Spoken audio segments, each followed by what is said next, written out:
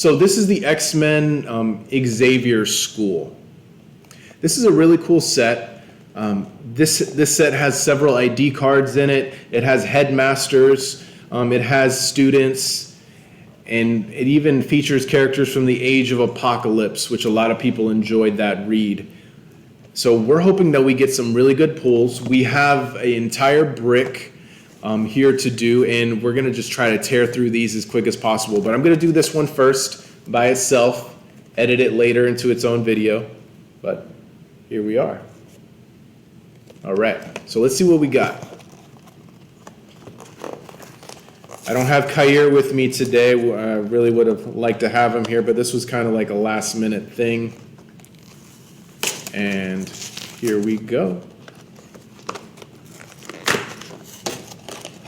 Okay, so I already see somebody wrapped in plastic. That normally means something good in this game. Okay. Here we are. Okay. So does that look okay in the top camera there? Great.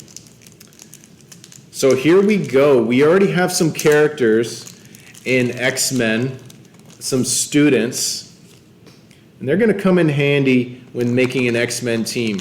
Now, our super rare that we pulled was Angel. This is a beautiful sculpt they did for Angel. They had to make sure that it was at least somewhat protected, so they put it in this little plastic bag, which I don't know if it adds anything to the protection value, but here it is for the up camera as well. We have Angel as our super rare. And then the rest we have are commons and one uncommon.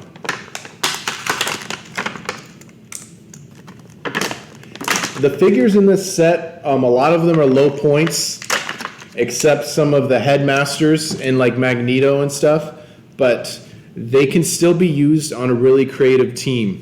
So we have Jean Grey as our uncommon. We got Rusty, who was part of, I think, the original X Factor.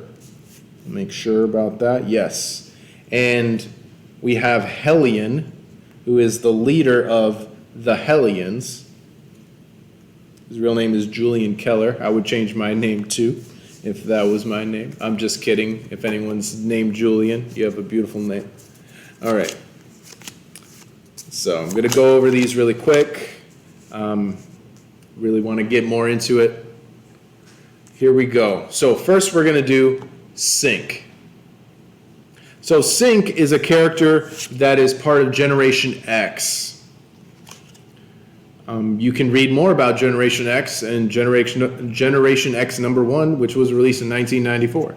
But this guy, he was part of Generation X. He has a trait called Generation X, Power, move up to 5 squares and then make a close attack. So it's kind of like Charge, but it allows him to move 5 squares and do an attack. It's not based on his actual speed value, so that is useful. And Sync has this power to copy abilities. So it shows it in his second trait, Power Mimicry and Amplification. Free.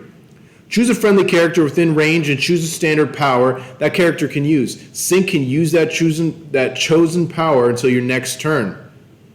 If the chosen character has the Generation X keyword, he can use Perplex in addition to the chosen power. That's really cool. So if a character's within his range, he's got a 5 range, he can choose a standard power they can use, and then he can use it too. And if that character happens to have the Generation X keyword, he can also use Perplex. This is a really excellent support piece for 45 points. So if you're making that Generation X team, you definitely want Sync on there. All right, next we're going to do Hellion. So Hellion, he is part of the Hellions, and he's also an X-Men in keyword because he is an X-student. But I think he left the Xavier School for Gifted Children and then joined the Hellions group, which is led by the White Queen, Emma Frost, at least one of the leaders. So Hellions. That's his first trait. When this character's attack roll is a 10 or more, damage dealt by that attack is penetrating. So if you get a high attack roll, 10 or higher, he can deal penetrating damage. I love that. And then he has the ex-student trait. When this character is on an adjacent friendly character, when this character or an adjacent friendly character's attack roll includes exactly 1/5, you modify one target's defense by -1. So he can decrease defense by 1 if you roll a 5, because if you look at a die, a 5 makes an X sign, which is, really good for Black Panther, because we know the Wakanda was like, they always did the X thing for Wakanda, which is really nice. I think what makes Hellion really good is his attack power. See, he's 40 points, but he has a special attack power called Push to the Limit. He can use telekinesis.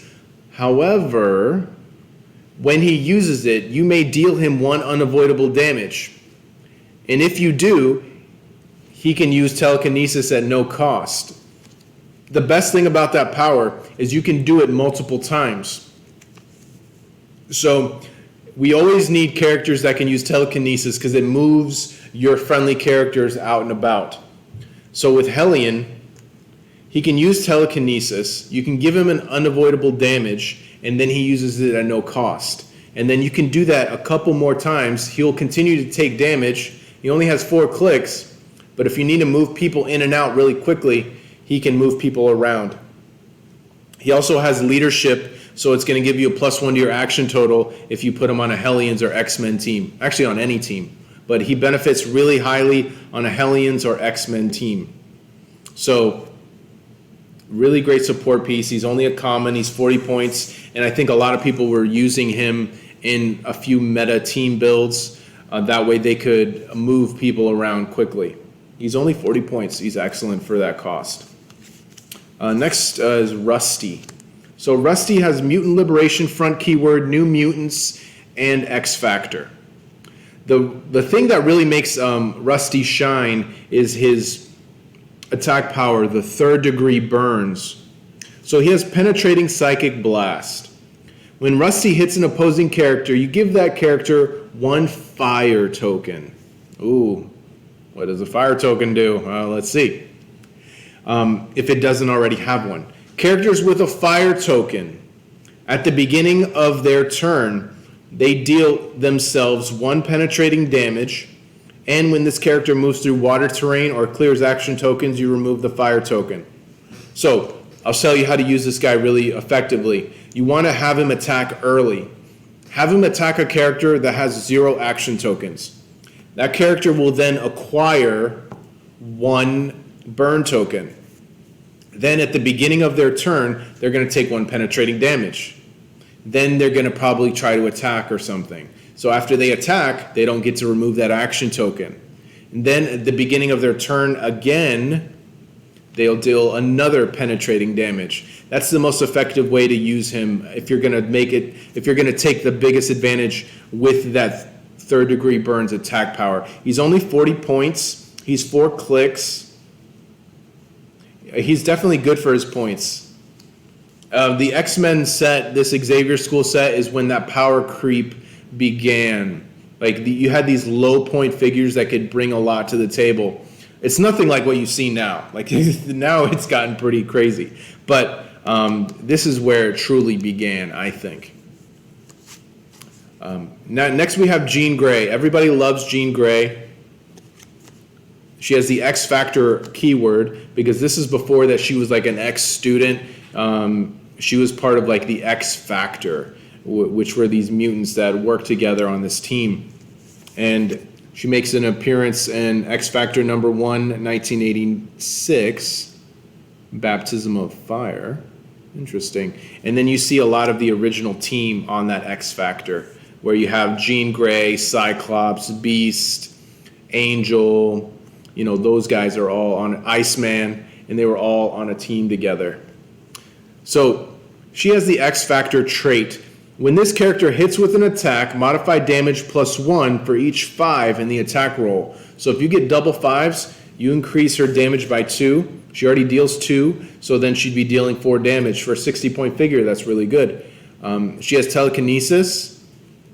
She doesn't have anything really special after that. The rest of it is just like a regular plain dial, but sometimes those are like really useful figures. So really happy that we got that pull. And then next we got is Angel, our super rare. I'm gonna take another look at that. That is a really nice figure. That is a nice sculpt of Angel. Warren Worthington III. So he has the Champions keyword, Defenders keyword, X Factor keyword, and X-Men keyword. When they released this Angel, they really wanted to give you options when putting him on a team because he was very versatile. And he's really good for his point value. So you can play him at 60 points or 50 points.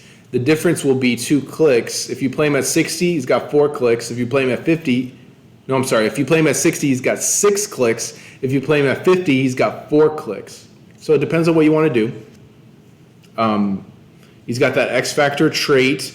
He gets a +1 to damage for every 5 in your attack roll. And then he's got a damage power called the financial backer of the X Factor. So as a free action, you can choose an adjacent friendly character with the X Factor keyword. If that character has 1 action token, heal it 1 click. If that character has 2 action tokens, remove 1. Ooh, that's great. So this guy will keep action tokens off of your X Factor team. So a lot of benefits playing him on the X Factor team. You can play him on a regular X-Men team, but he really shines on an X Factor team. All right, so that is a brick number 1, everybody. So not bad. Now we're gonna move on to brick number 2.